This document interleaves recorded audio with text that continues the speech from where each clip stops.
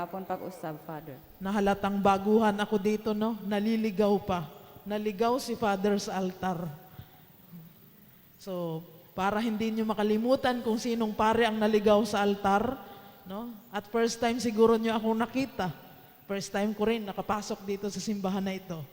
Maayo na siguro magpaila ko, no? Kay basin sabihin, dili bulahan si Father, kay dili nagpaila. Ako di ay si Father Levi Matthew Paderanga, no? SSP of Society of St. Paul.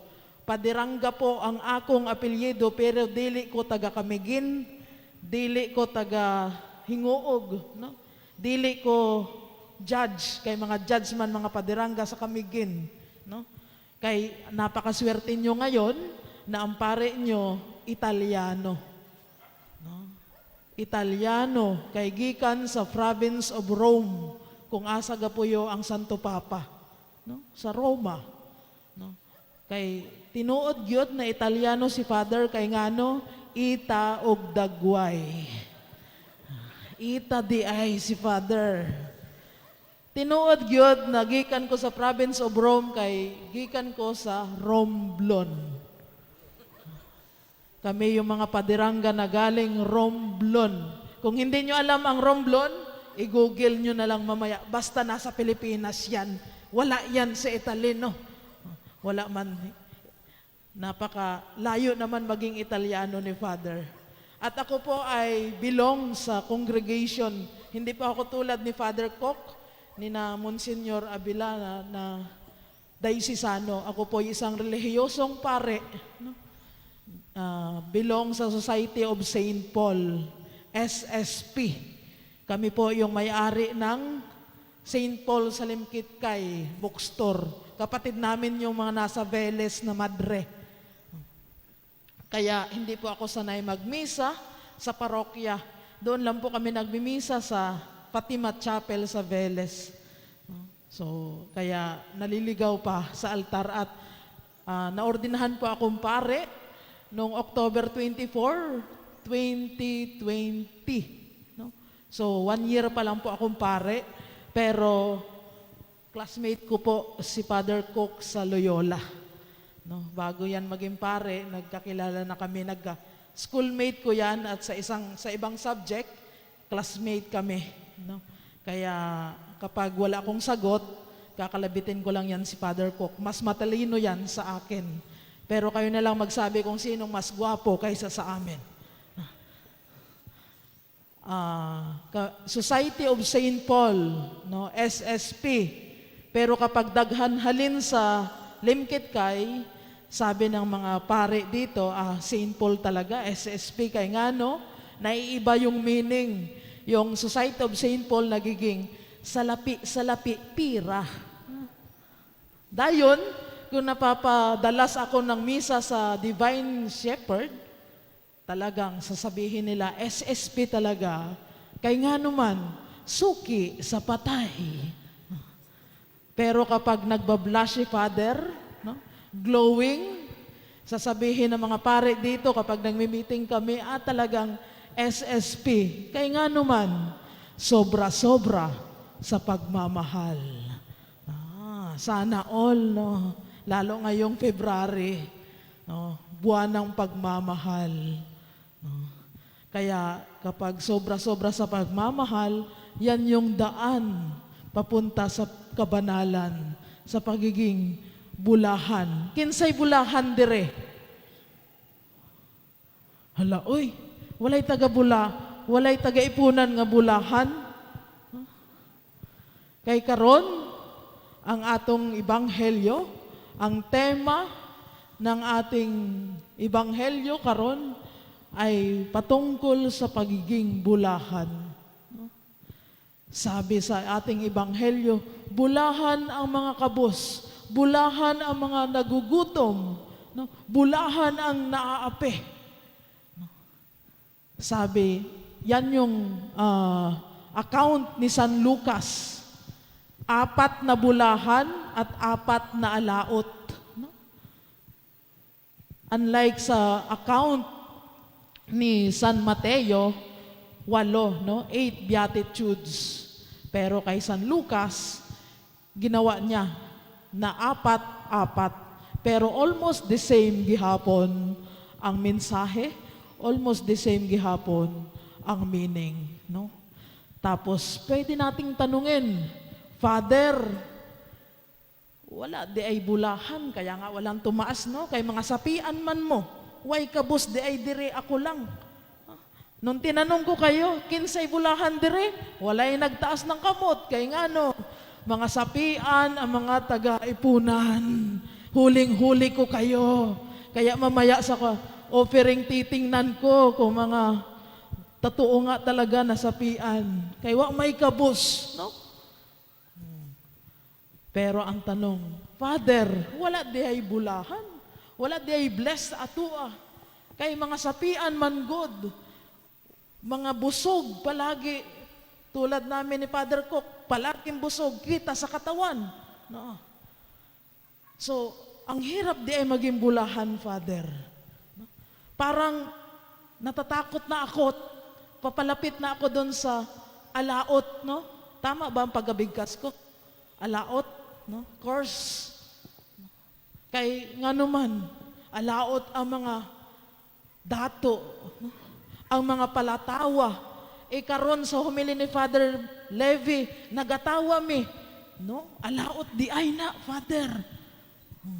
Bawal mga tawa. Bawal ang busog. Mga kapatid, lahat tayo, by virtue of our baptism, we are invited and we are very encouraged to be blessed. Actually, we are always blessed. You are blessed, especially today. Kay nga no, nagtambong kamo dire. Kay nga no, nandito kayo, ligon, kusog, gwapa, hamis ang kutis. Sobra ka blessed. No? Bulahan gyud. Tanawa be? Tingnan mo ang katabi.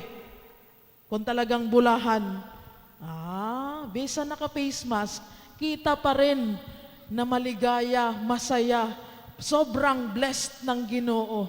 No? Kay nga numan, na I'm very sure na bulahan mo, na blessed mo karon. First of all, nagtambong mo karon. Kadaghan tawo diha sa ipunan, inuna pa nila yung kung ano-ano. Nagmarites sila, nagmarisol diha. Pero kayo, lumapit kayo, nandito para magpasalamat, para makinig ng salita ng Diyos. And that's the reason na maging bulahan mo. Kaya nga naman, napakalinaw sa ating unang pagbasa. Kung nakinig po tayo ng unang pagbasa, Father, bakit mo nasabi na blessed kami, nagsimba lang? Kung titingnan natin, iisa-isahin natin yung unang pagbasa, dalawa lang ang mensahe. Sabi doon, silutan ko ang mga tao nga gipili ang gahom sa mga tao. Silutan ko ang mga tao na pinili ang kapangyarihan ng mundo. Dayon, sabi ng ating Panginoon, akong bibigyan ng grasya ang sinumang pipili sa akin, na parang puno na nakatanim sa gilid ng ilog, na laging hindi nawawala ng tubig, dumating man ang tagtuyot, dumating man ang bagyo, lahat firm siya, talagang full of nutrients, namumunga. So, kaya, ganun lang pala maging bulahan. Ganun lang din pala maging alaot, ma-cursed, no? Malinaw na kung sino man ang tao na mas pinipili ang kapangyarihan or mas pinipili ang mga makabundong bagay, Ano itong mga makabundong bagay? No? Kapangyarihan, salapi, no? Mga temporal na happiness, no? Marami. Yan yung magpapakasasa ka sa kayamanan, magpapakasasa ka sa excess entertainment, no? Magsusugal, lahat. Yan yung sinasabi. Yan yung sabi ng Panginoon, silutan ko. No? Pero kapag ikaw mismo, mas nag-decide ka, nandoon ka sa kabila, kung saan pipiliin mo ang Diyos. Mabilis sabihin, hirap gawin. Doon sa isa, medyo ang bilis gawin, kalimutan mo lang ang Diyos. Sabihin natin na, mapalad ang mga kabos, kasi nasa kanila. Sabi doon, kabos. Pero ano ba ang talagang meaning ng kabos? Ang kabos is yung tao na anuman ang naabot niya sa buhay, nandun pa rin yung humility at willingness, openness na magserbe sa Diyos at sa katao. Nakakalungkot nga din yung mga sobrang hirap, na sa sobrang kahirapan nila, nakakalimutan nila ang Diyos. Yun, hindi yun tunay na kabos, wala sa kanila ang Diyos. Ang totoong kabos ay yung tao na open at willing to serve. At ina-acknowledge niya ang presensya ng Panginoon. Yun ang totoong kabos.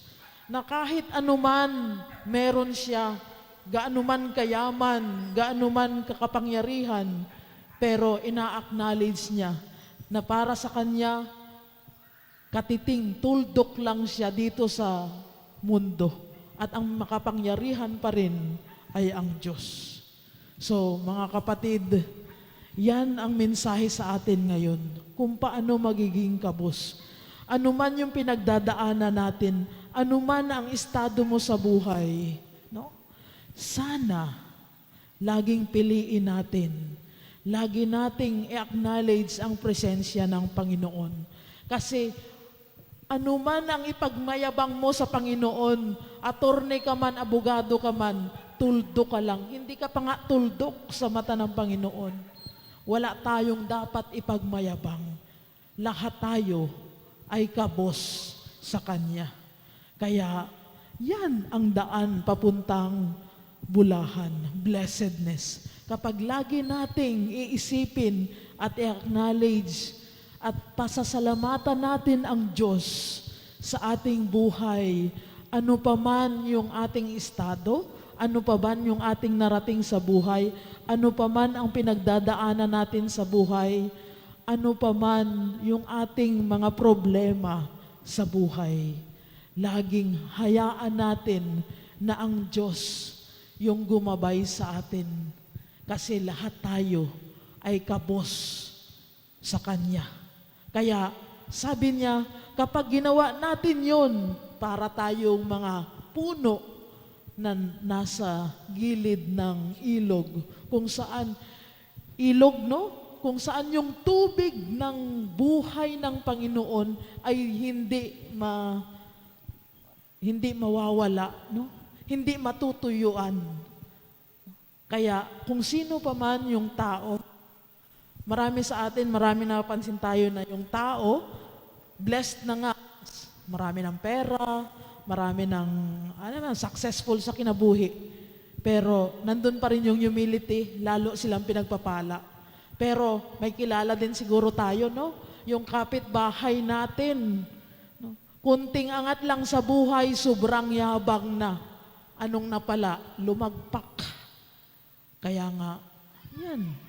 Ang daan sa pagiging bulahan ay ang pag-acknowledge natin na tayo ay kabos sa harap ng Panginoon. Dahil, at napakaswerte natin, no?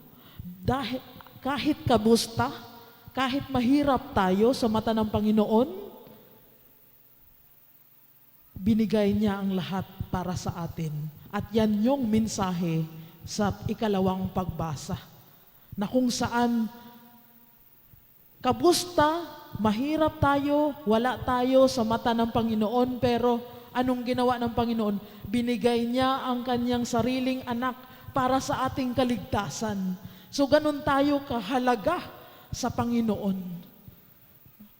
Kaya sana ngayong ika-6 na linggo ng ordinaryong panahon, at we are preparing ourselves for the coming of the season of Lent, sana ma-realize natin na we are nothing in the eyes of God. But if we are in God, we have everything, no? Without God, we are nothing. But if we have pag meron tayo or nandun tayo sa Panginoon, sa piling niya, we have everything. Kaya nga naman, sabi sa ating Salmo Responsorio, blessed are they who hope in the Lord. Dili sa anumang butang na makamundo at temporal na joy and happiness. But we must always cling and hope in the goodness and mercy of God. May God bless us all.